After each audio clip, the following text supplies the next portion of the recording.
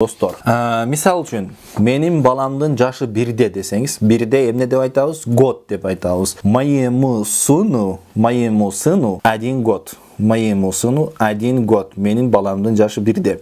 Моему сыну 2 года. 2 болсо, демек года деп айтабыз дедик. Моему сыну 2 года. Менин баламдын жашы 2-де. 2 года. Эми менин баламдын жашы 5-те дей турган болсок, эмне деп айтабыз? Менден мурда сиз дагы аракет кылып көрүңүз.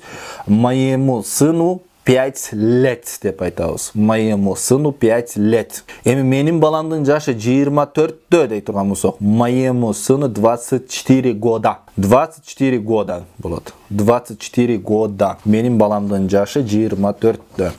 Менин баламдын жашы 21-де десек, моему сыну 21 келгендиктен эмне деп айтабыз?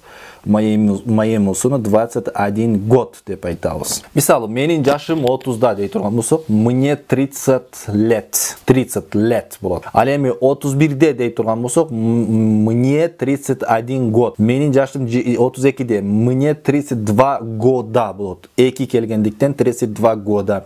Менин жашым 33-тө, мне 33 года. Менин жашым 34-тө, мне 34 года болот. 34 года деп айтабыз. Ал эми менин жашым 35-те, мне 35 лет болуп калат. Кайра 35 лет болуп калат.